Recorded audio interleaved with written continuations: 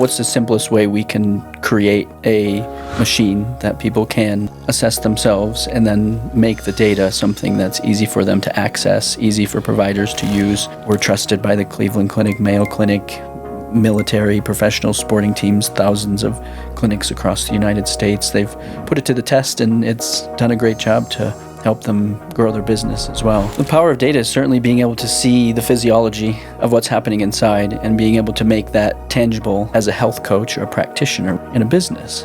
To get to know somebody where we get a baseline measurement, we can have a conversation, we can figure out where they want to go, but then we also have the opportunity to come back and continue that conversation over and over and over again. That's so cool. So I'm going to pull out my phone because I actually have the InBody app. I actually have on here trending back to 2017. What I've been looking at in all of this time is really my body fat percentage, my skeletal muscle mass, my weight, my BMI, all of that stuff. How am I doing? Tell the world. The next evolution of that, the cellular health level for body composition, where we're measuring the resistance of the cells. So this is an output called phase angle, where we can determine how strong or how permeable the cells are. And we also show other values for how much water is inside the cells or how much water is outside the cells. So this dynamic of how much is inside and outside and then the integrity of the cellular walls is what I think will really be the next evolution of that. Let's talk about that, improving patient outcomes. Welcome to the Freedom RX podcast. I'm your host, Seth Conger, and today we are having a very exciting conversations with one of our partners, InBody, which is the leader in health metrics solutions and measurements of functional metrics with things like grip strength, body composition, even blood pressure. These are absolutely amazing pieces of hardware and just, ingenuity. I actually used this back in practice in 2017 through 2019, and it was one of our absolute favorite pieces of machinery that we had in the office. Today, we are joined by my friend and the sales manager at InBody, Bradley Davie. Bradley, welcome. Thank you for having me. It's such a pleasure to be here, and we thank you for your trust in us as a partner to serve your community. I really think you guys are doing fantastic things to support the world and the evolution of healthcare. Thank you. Well, it's been so fun over the years having you at our quarterly events, and this is really cool getting to be together just outside of Denver. You're in town, and we get to sit down and have this conversation together. We've already been jamming for about an hour. So we've had some good stuff. We'll make sure to fill that back in, but let's start at the beginning, right? We're both pretty obsessed with data and data's impact on health and how you can use that dynamically, through the different patient paths and programs. But really, what is the power of data from your lens and from InBody's lens when you're working with functional medicine practitioners? The power of data is certainly being able to see the physiology of what's happening inside and being able to make that tangible in a way that we can take it and we can start to share some insights of what we see happening, what we might recommend that we change, and then reassess that over time to be able to see what kind of changes we've made. So that process of testing, making changes, coaching, and then reassessing again is a loop that continues over and over again that we have the opportunity to make happen in a practice. And I think the power of that is just making it tangible and real so people experience it and they see it and they feel it, and that becomes part of their care routine. It's so interesting because InBody is kind of at this intersection, right, between practitioners and their patients. You guys have an incredible user interface that kind of works across the board, and there's not many companies that are, right? Most are either business to business and they only care about, say the practitioner and giving the best experience to them, or they're direct to consumer. And you guys are squarely in both camps there of providing that great experience. How do you think about that, right? Like, how does that flow inside the offices of InBody when you guys are thinking about the different technology you're producing, the interfaces that you have, all of that? I think it comes into what's the simplest way we can create a machine that people can assess themselves and then make the data something that's easy for them to access, easy for providers to use. So thinking about the whole ecosystem and how the data comes through in the assessments and then being able to apply it in practice. So I think we've done a great job at creating the technology that is trusted in the marketplace, easy to use, results are reproducible, and then it's just a matter of continuing to evolve the marketplaces that we go into to continue to find out how can we serve them, because not everybody uses all the outputs. Some people want different segments of it, and we have the opportunity to go in and teach them what we learn in other places across the industry as well, because we serve everything from illness to wellness and everything in between. People that are sick and they have a disease state, we have the opportunity to assess that, all the way up to elite performers, where we can start to see the whole range of data. And then I think we have the greatest opportunity in the marketplace to teach everybody what we learn, because we do span such a large part of the marketplace. Yeah, we were talking before we had the cameras rolling here about the fact that you guys were just at a dermatology conference, which is so cool, right? And the majority of our viewers are in the functional and integrative medicine space, but you guys span across multiple different industries. I think just in the last year, how many different industry conferences have you gotten the opportunity to go to? Myself, nearly 25. The company, wow, probably 125 different events. But I'd say we have two different channels that we think about in terms of health and wellness and medical and academic. And then I guess 3 if you include the clinical research portion of it too. So it's really great to have the opportunity to see how all these different industries use the technology and are growing as well. And you mentioned dermatology. I never thought I would be going to a dermatology conference, but they're really thinking forwardly in the sense that how can we incorporate exercise? How can we incorporate nutrition into the conversation, which brings in body composition and shifts in muscle and fat and water to be able to increase adherence, increase patient outcomes, and improve our business models. Yeah, so let's talk about that, improving patient outcomes, right? Because I think that's what every clinic wants, or at least they say they really want to get to a point where they're able to produce the best possible patient outcomes, as long as the patient does the work that is prescribed, right? That's always a key factor in there. What I found, and I'm not a doctor, never have been, was the COO of a functional medicine and brain health clinic in Charlotte, North Carolina for a number of years. When we got the InBody and we had the body composition analyzer, with the handles, and we just thought it was the coolest thing. We had it in the practice, generally just kind of so that we would be able to get a digital readout of the vital signs that we were normally taking, right? And that was the original thesis behind it. And all of a sudden, we realized that people were coming in more often because they wanted to get on, they wanted to see their results. We were like, hey, weight doesn't really matter. But then all of these other figures that were on the printout, and early on, we didn't have a great understanding. Of course, we brought in the reps and got a much better education on the printout and everything. And I'm sure we'll go through that today of all of the different readings on the printout. But what we were finding is that it was the number one motivator for people across all different conditions that we had, whether it was a imbalance of hormones or a leaky gut or early signs of Alzheimer's disease, that printout was the number one motivator for people to come back in the office and actually do the work that we were prescribing outside. And I just thought that was so cool. So let's jump into that, right? Because it's not just body composition now. There's so many more things. I mentioned in the beginning, there's grip strength, there's blood pressure, but you guys have a whole ecosystem of equipment.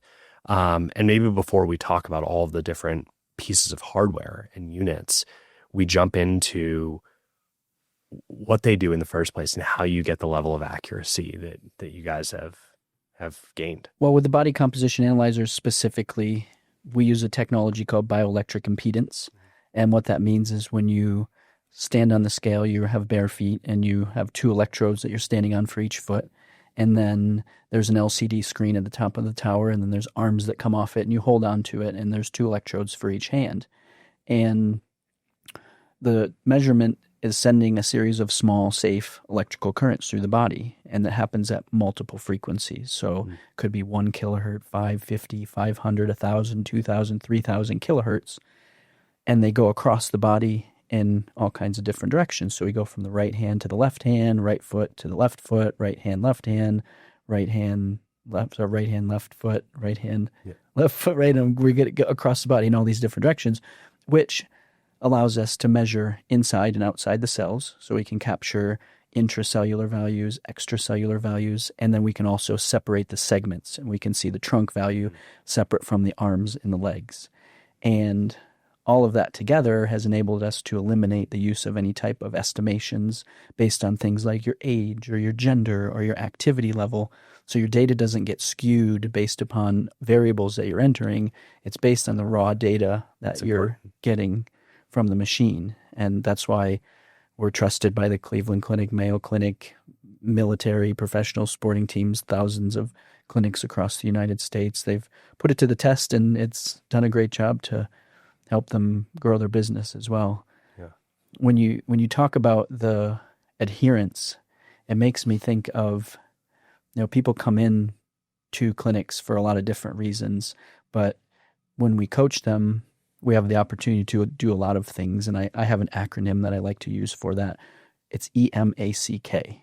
So efficiency, motivation, accountability, commitment, and knowledge. And as a health coach or a practitioner, we have the ability to determine what somebody might need, what kind of help they need for us. And we see the tool as a traffic director in a business to get to know somebody, where we get a baseline measurement, we can have a conversation, we can figure out where they want to go, but then we also have the opportunity to come back and continue that conversation over and over and over again. And I think in terms of scaling a practice or a business, having something that's that reproducible, somebody told me once that they said that the InBody was the most reliable employee they ever purchased, because people would show up, they'd get the measurements, and to your point, it shows things to people that it helps them understand and make commitments or have something to come back to that they can trust to be able to see the changes. Yeah, and I think that objective proof is so powerful, right? It's just an automatic pre, mid, post that you can do that is so easy, that shows very valuable information, right? One of the things I learned early on was about visceral fat. And that was so cool to know that that was something that you could measure using the InBody. And it was such a powerful approximation for like what's going on with health in the body. Can we talk about that for a little bit? Yeah, I think if people would have one output that they could pick on the InBody ever, I think the first one would be the visceral fat score, where we're looking at fat that's internally in and around the organs. Yeah. And if you've ever seen a picture of visceral fat, when people get InBodies, I encourage them to have visual cues also, rather than just the result sheet. Can you have a picture of a heart that has visceral fat on it and one that's also healthy, to show somebody that? Because we can't see what's inside. We're making the physiology come to life in data and numbers, but can you also have visual cues? And technically what we're showing is a cross-section of the visceral cavity. So if your trunk was a loaf of bread and we took a slice of bread out of it and we were looking down in and around the organs, we're counting the number of centimeters squared that are there. And that's an indication of somebody's health risk, cardiometabolic risk. There's so many things that visceral fat can cause in the body in terms of the efficiency or inefficiency of our metabolism, that it's huge to be able to measure that. Yeah. So if that's the number one measurement coming out of, the scale system, what are some of the others in the ecosystem of tools that you have that are just really, really on the leading edge, or just really important to all-cause mortality that practitioners may not be thinking about because they're, they don't have a great way of measuring it in their office? Yeah. Let me take you back first before we go forward, because if we think about how body composition originally came into place, we would have weight first. Weight is everything. And then we started to look at BMI. So now we're looking at weight over height, which gives us a ratio of our proportionality, which can give us an idea of our health risk, but it doesn't include any differentiation between lean mass or fat mass. So technology started to come out where we would show body fat percentage. We could do skin fold calipers. They started to do underwater weighing. Bod pods came out, and we're measuring lean mass and fat mass. And those technologies, they would try to guess at muscle mass or water, but they were doing it based on estimations of things like your age or your gender, activity levels. Sure. So there wasn't a lot of trust in the marketplace. And even the early versions of bioelectric impedance, they were just taking fractional measurements of the body. They'd take one impedance measurement from the right hand to the right foot. So they'd get one stream of resistance, and then they would also use estimations.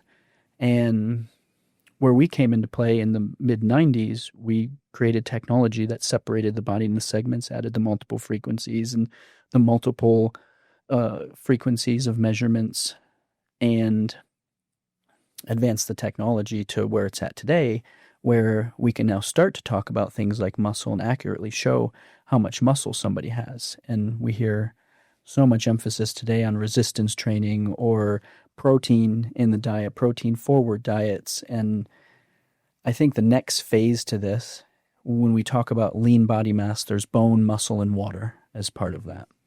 And we're generalizing that, but the fluid dynamics in the water that's inside the cells of the bones and muscles and outside in the blood and the skin and the lymphatic system, and the balance of that water can give us a lot of indications of the efficiency of somebody's metabolism and what might be happening. So if I'm getting those measurements over time and I'm applying different therapies, any modality really, medications, exercise, diet changes, I can start to look at the fluid changes because water is so essential in our bodies. Water makes up 73.3% of our lean mass. So if we got rid of your body fat mass, 73.3 typically is water. We could have more, we could have less, but everybody holds their water different. It's so different for your exercise, your diet, your lifestyle, everything that you're doing impacts your water, medications that you're on. So monitoring the fluid dynamics is the next evolution of that. People are doing it now,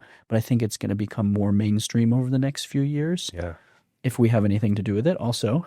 And the next evolution of that, I think, will come on the cellular health level for body composition, where the technology that we're using with the bioelectric impedance is sending small, safe electrical currents through the body, and we're measuring the resistance of the cells. So this is an output called phase angle, where we can determine how strong or how permeable the cells are. And we also show other values for how much water is inside the cell or how much water is outside the cells.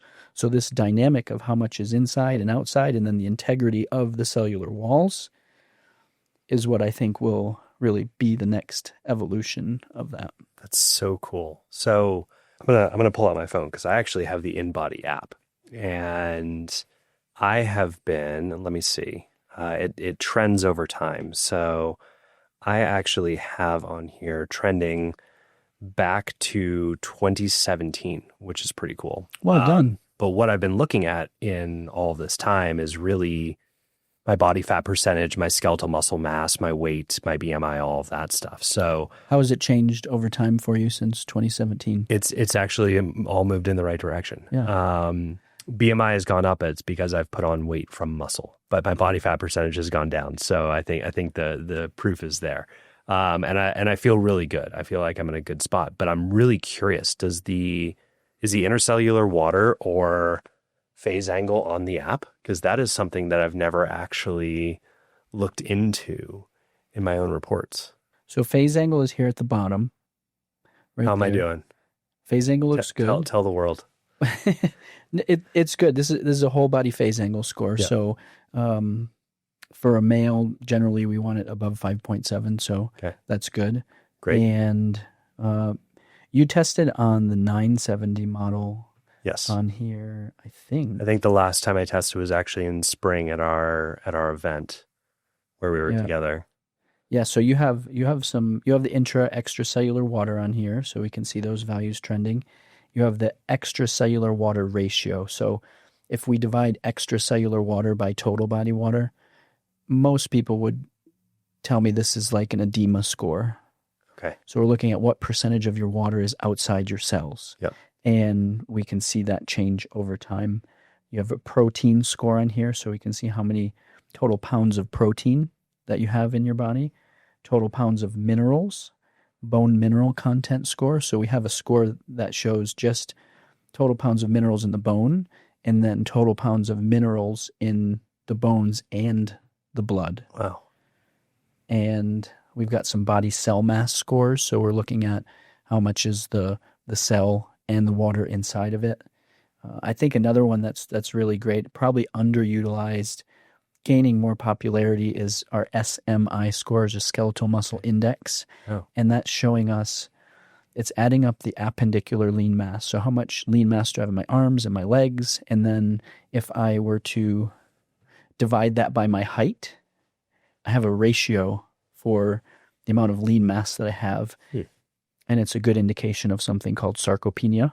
Sure. Where we want to maintain the amount of lean mass to continue to ambulate and move as we grow and age. Yeah. And SMI scores a great replacement for something like a BMI, or also something alongside of it.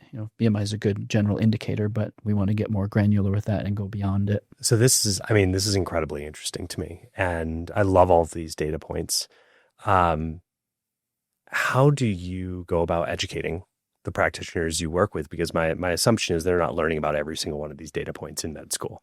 And if they did, they've forgotten about them. So you guys come along with this incredible technology. And I promise we'll get back to the ecosystem of tools that you have. But I know you spend quite a bit of time also educating practitioners, and you have other ways that you can benefit the practitioner other than just your technology. Certainly. I think we've spent a lot of time and energy and resources to build the knowledge that we have in the marketplace, and our devices have been used in over 5,000 research studies. And we've got teams that are analyzing that information and teaching us insights from all across the marketplace. And our reps are great at educating people. We try to take a more consultative and discovery approach in getting to know what somebody's doing so we can best serve them in that. And then from there, we have an academy. Once you sign up, you can come on and learn how to prepare for a test, run the test, understand the result sheets, and some evolution for us will continue to be to evolve that education to continue to go in the marketplace and find amazing groups like you to help us do that, because we show up to your events and we have the opportunity to educate and learn from you as well as teach you that. So I think we have a great opportunity to continue to interact in the marketplace, and opportunities like this where we have conversations to help advance what's happening in medicine, because it's such an amazing time, I think, to be in medicine with the amount of resources that we have to be able to make shifts, and the way that the data is coming together to be able to even compare outputs like we're talking about. We have body composition analyzers, which are really cool, but we also have blood pressure monitors. So we can show systolic, diastolic, mean arterial pressure, pulse pressure, rate of pulse product.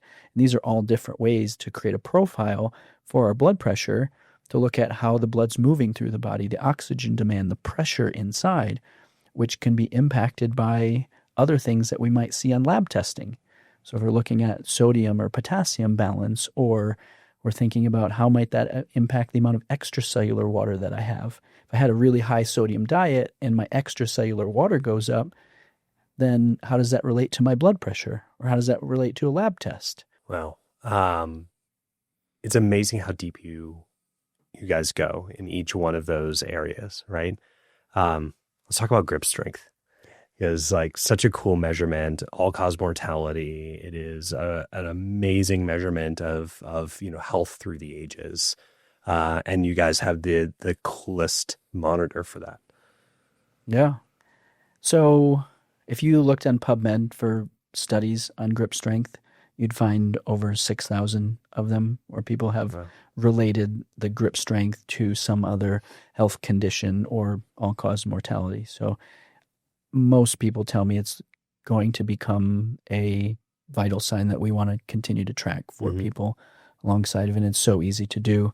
If you've never done it, you hold a dynamometer, it's called, and you squeeze it, and it tells you how many pounds of pressure you can generate or how much force you're generating in your hand. And if we look at that comparatively to age range, then we can see if you have a normal grip strength, or you're weak, or you're strong.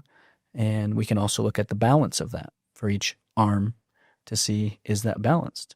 And a lot of times we find people are dominant, which might be a little bit more, and it's obvious, but sometimes we have injuries, or sometimes, overuse in some way creates that imbalance. And we can also relate that back to our result sheet on the body composition, and shows us the segmental lean mass. So we can see how much total pounds of lean mass are in each arm as well. So we could say, do you have the same amount of lean mass? So we're looking at a quantitative value there. But is that qualitative in terms of the amount of strength that you have there as well? So these are all opportunities, I think, in my opinion, from my experience, to ask questions. Because if I'm looking at your result sheet, or I'm looking at your grip strength measurements, I can ask you questions to get to know you better. And in functional integrative health, we want to look at somebody holistically. We want to look at them very individually and uniquely, so that they can then choose to participate in their own health. Or maybe we find something that would indicate to us that we could have a risk in the future. So if we're looking at the balance of the lean mass, we would want to make sure that the balance between the right and the left arm is less than 6%. If it's greater than 6%, that might be an indicator that there's a risk there. Maybe there is an injury happening there, and maybe it's obvious to the patient. Sometimes it's not. For the legs, 3% or less. And then upper body to lower body or trunk, we'd want to keep it within 10% either way. But there are different cases where, say, a professional athlete, for instance, might be overdeveloped in their upper body for a reason. But we have in that segmental section, we have a measurement of sufficiency. So there's also a percentage there next to the amount of lean mass that tells us, do you have enough lean mass to support your weight? Talking about the grip strength, I think it'd be very fun at our next event that we're at together. The founder of Freedom Practice Coaching, Dr. Charles Webb, is also a bodybuilder. And so it'd be great if we could have try to beat Charlie on your grip strength. So we have a module inside another device that we have called the InBody Touch. Okay. And it's a grip strength challenge. Oh. So I think we could bring that to life in a way that it would show the people who have done the grip strength test and then their score as well. I think this is great. This will be great for the next event. Yeah. Going back to the ROI with these, right? So we've talked a lot about what they measure, the science behind it. I obviously think this is really cool. I think practitioners also think this is amazing. I'm sure people nerd out on this, right? All the different metrics you can look at. And we also have to understand that there's a time component, right? This is one set of measurements. You also have labs to go over. You may have scans or other things. And you may not be able to sit down for an hour with the patient and just talk about this one thing, even if you want to. They may not even be able to remember it, right? But there's a longer lasting ROI that is generated from these technologies. I talked a little bit earlier about how we had people come into office more often because they wanted to track their progress. Like, that's a very obvious one. But when you talk about return on investment for these units, how do you have practitioners think about that? I would start from a frame of, is it going to be direct return on investment or indirect? And a lot of people come into the conversation thinking about it as a direct return on investment that they're going to get. But in most cases, the indirect return on investment that it yields is far greater than the direct return on investment. Because I could charge somebody to step on it and test, but now I'm creating a barrier. Sure. Whether they're willing to pay it or not, people will pay for it. But if I have the information, then through the lens of all this data, I have the opportunity to tell a story and engage a patient and help them understand what it is that I do that can help them to get a product or a program or a service, reoccurring revenue, a membership. Yeah. Right? And I think that's part of your model in terms of creating programs and memberships that we can enroll somebody in, and then we can provide value. and it creates that reproducible value in there. So I think that's an important distinction to make, but there is a direct return on investment inherently in the value. And we'd say, depending on the device, anywhere from 50 to 100, or if we're adding more devices, right, we can add more value to that. We'd probably look in our local area and see what other people are offering it for. But in some cases, people just come in, and if it's a business, they go in and they do the test, they get a piece of paper and they walk out. Right? There's no education, and it's not integrated into a care plan. So there's more value in that if you're interpreting the results or you're connecting it to all these things. Like, if we're starting to think about, muscle is like a currency of aging, right? We want to fuel the muscle in our body. Sure. And if I go in and I see that my muscle is low, or I want to increase my muscle, and then you show me all the different ways that you can help me do that, whether it's a supplement, it's a hormone replacement, or it's an exercise program, or however you can think, whatever modality you would want to apply it to, those could be reoccurring business if somebody trusts you enough, and this helps build that trust in the process and the conversation. So I typically encourage somebody to think about, what are all the outputs that you have? What are all the products and services that you have? And why is it important that somebody would want to change that output? Why would you want to build muscle? Why would you want to lose visceral fat? And then if you can look at the result sheet, you've got kind of a cheat sheet to say, well, if muscle is low, I'm going to tell them why muscle is important. And then I'm going to explain to them that these are the options that I have to help them do that. Yeah, you mentioned membership. It is a phenomenal option when you're trying to build value in your membership. It offers people to come back in person, to use these tools, whether it is the body composition analyzer, whether it's grip strength, whether it's blood pressure, any of the, the suite of tools you guys have. They can continue doing those over time. It keeps them motivated, and there's no additional burden on the practitioner for that, right? It's something they can't get elsewhere.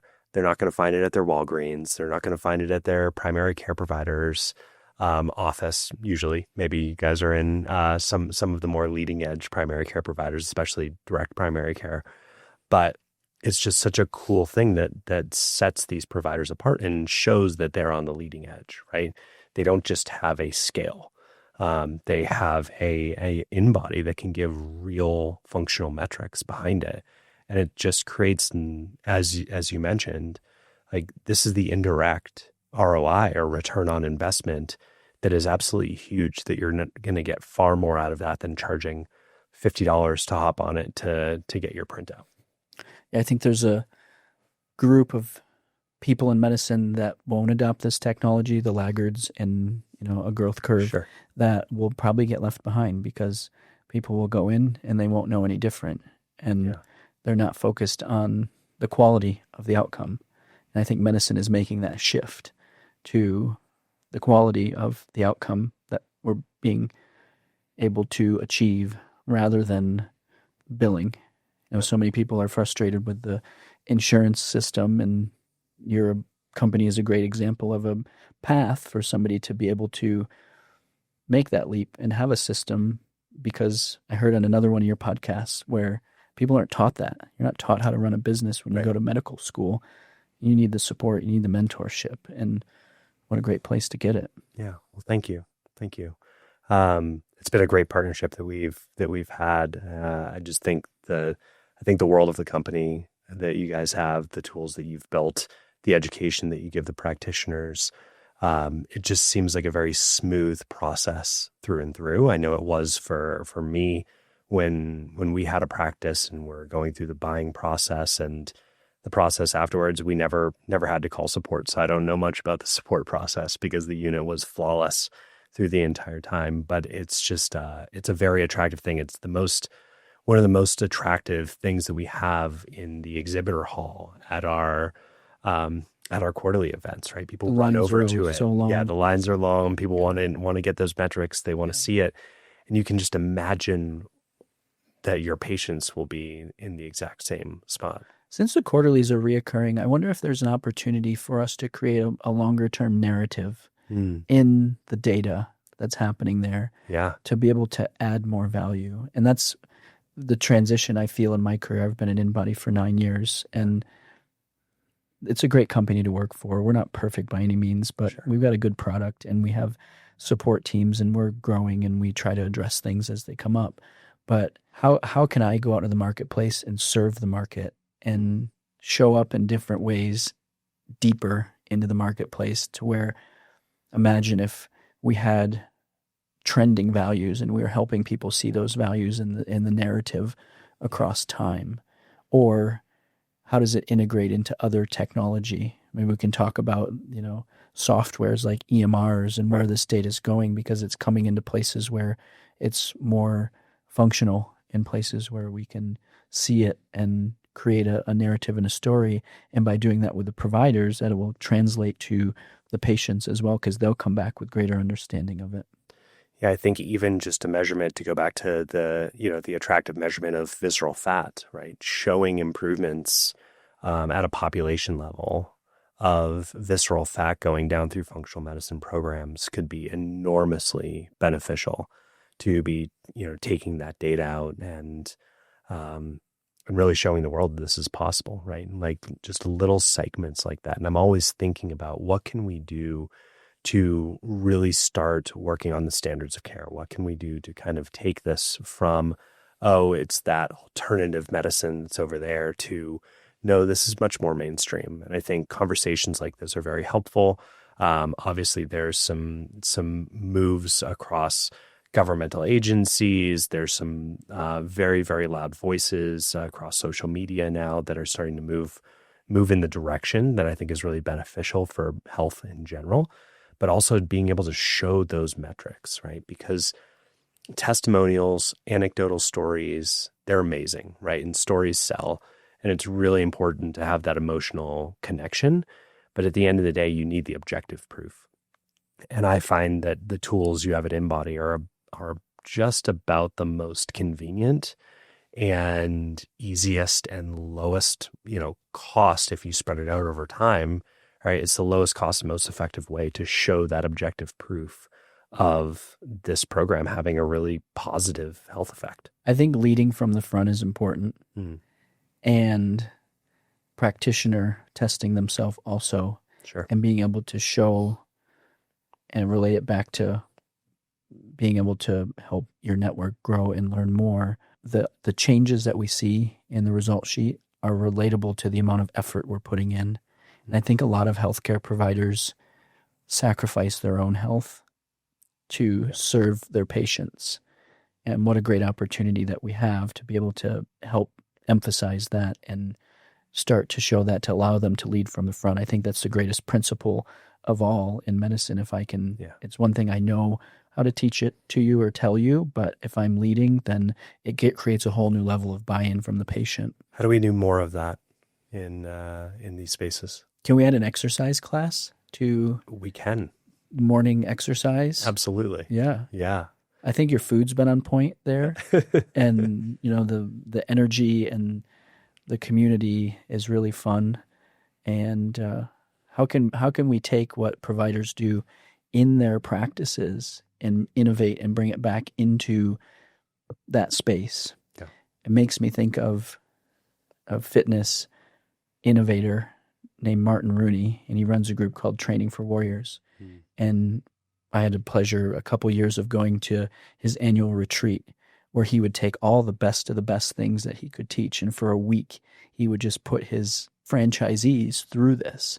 And we would be invited to participate. We're working out every day. We're eating. We're going into lectures. And it was a mimic of what they would do when they go back in their business. And I think that's a really great opportunity to create an experiential space where people are participating, but they can create that opportunity to lead from the front and go back with that energy too. It's one thing to learn a lot and feel like I've got a lot to take in, but also did I express myself in that way? And I create a loop of that. So what is on the horizon? We talked about extracellular water. We talked about phase angle. These are beginning to become more understood. Obviously, they've been inside your products for quite some time, but even beyond that, like we've got AI coming out, making a big impact on health. What in your mind, what are you thinking about as the future of these functional health metrics? Well, if we're talking about AI, it's going to come in the combination of them, and it's going to relate to the day-to-day changes that I'm seeing month to month, year to year, and seeing those trend graphs change. So there's a lot of technology out there that's tracking day-to-day biometrics where we can start to see those, and we can monitor changes for things like my sleep quality or my HRV, and how does that relate to the changes that I might be seeing on my body composition? How does I went and I exercised a lot, and I drained some of that intracellular fluid from my muscles. Water binds with sugar. We exercise, we make energy from it, and we deplete that from our cells. And that could pool outside the cells. We could dehydrate it out of our bodies, but do I recover? And does that get back in there, into the cells? Am I putting water back in my cells?